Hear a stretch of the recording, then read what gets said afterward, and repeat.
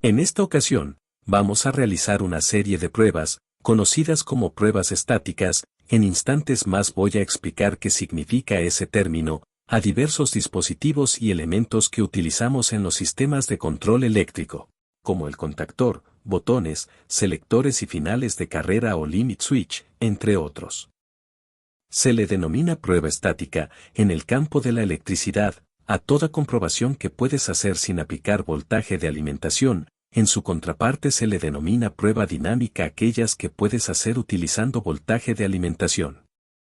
Otra forma de llamarle a la misma prueba que vamos a realizar a continuación es conocida como prueba de continuidad o prueba de resistencia y se llama así porque utilizamos un instrumento de medición conocido como multímetro en la escala o función de continuidad, o también podemos usar la escala de resistencia, es decir, ohms. Esta prueba la pueden realizar en cualquier dispositivo o elemento que tenga bobinas y como medio de operación contactos abiertos o cerrados, pero que sean exclusivamente mecánicos. El primer dispositivo que vamos a utilizar es el contactor. Aquí tengo 3 modelos diferentes y todos pueden realizar la misma función. En un contactor, podemos probar la continuidad o resistencia en la bobina. Es por ello que la escala del multímetro la pongo en el símbolo ohm. El contactor suele tener las terminales de bobina en la parte superior, aquí lo señalo. Lo que no cambia es su nomenclatura, esta siempre será A1 y A2. Medir la resistencia en la bobina es muy sencillo, basta con tomar las 2 puntas del multímetro para colocarlas en las terminales A1 y A2 del contactor. No existe un valor exacto, pero mientras la medición sea resistencia baja entre 0 y 1000 ohms el valor es correcto. En este caso tenemos un valor cercano a 98 ohms, lo cual damos por bueno. Si no tuviéramos ningún valor significaría bobina abierta, o un valor muy grande, por ejemplo mega ohms, también lo podemos tomar como bobina abierta. En el segundo contactor, la única diferencia es que las terminales de la bobina se encuentran en la parte lateral derecha. El procedimiento es el mismo, tomar las puntas del multímetro y colocarlas en las terminales A1 y A2 del contactor y verificar la medición. En esta segunda medición tenemos un valor cercano a 577 ohms, el cual también damos por bueno. Y por último tenemos el tercer contactor, buscamos las terminales de la bobina y realizamos el mismo procedimiento. En este caso tenemos un valor de 338.4 ohms, lo cual también se encuentra dentro del valor esperado, por lo que lo damos por bueno. Ahora vamos a hacer la misma prueba pero a los contactos o platinos de fuerza del contactor. Estos vienen en pares, uno arriba, uno abajo y son 3. Y voy a cambiar la función del multímetro al símbolo de continuidad para que vean que también así se puede hacer la prueba. En el primer contactor hacemos el mismo procedimiento, colocamos las puntas del multímetro en las terminales del platino, pero para saber si el platino funciona tengo que simular que el contactor se activó. Para esto voy a usar el desarmador y voy a presionar la parte interna del mismo.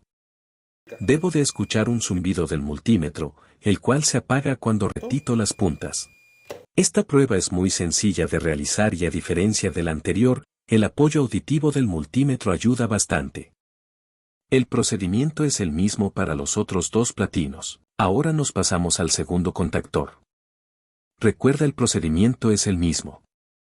Se debe escuchar el zumbido del multímetro al cerrar el platino. De la misma forma, el procedimiento es el mismo para los 2 platinos restantes. Y para el tercer contactor, repetimos el mismo procedimiento. Es una prueba muy fácil de hacer y que te ayuda de forma rápida a comprobar el estado de tus dispositivos. Vamos a continuar con las pruebas. Ahora tenemos unos botones.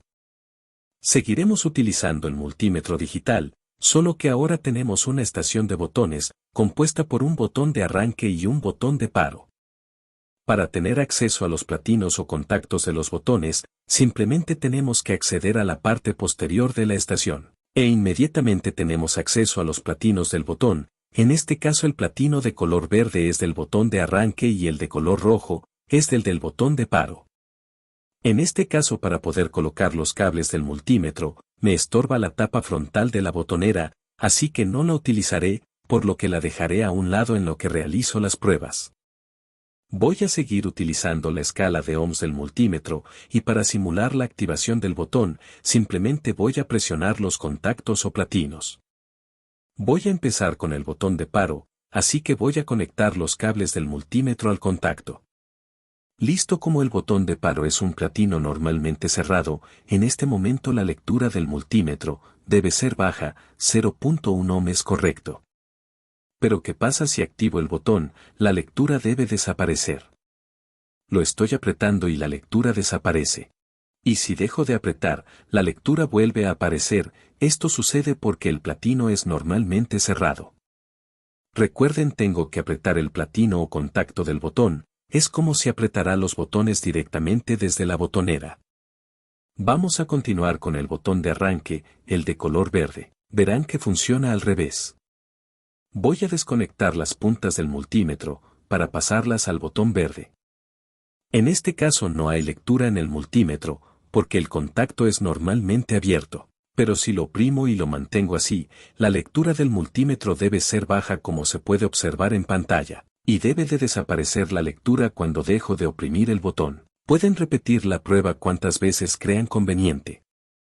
Listo, con esto terminamos de comprobar el correcto funcionamiento de botones y pulsadores.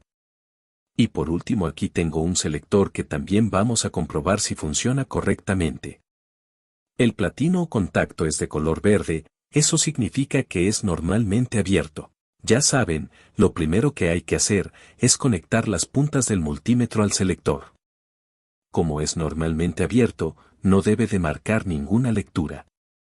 Hasta que cambio de posición al selector, debemos tener lectura baja. Y si lo regreso desaparece la lectura, es correcto.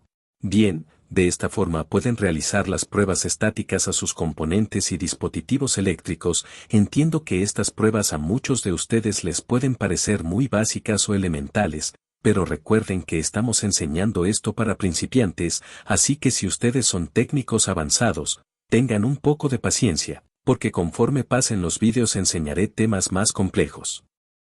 Solo recuerden, estas pruebas se pueden hacer a todo tipo de dispositivos que tenga contactos mecánicos. Por ejemplo, aquí tengo un interruptor de pedal, o si tuviera un flotador, un interruptor de límite, etc.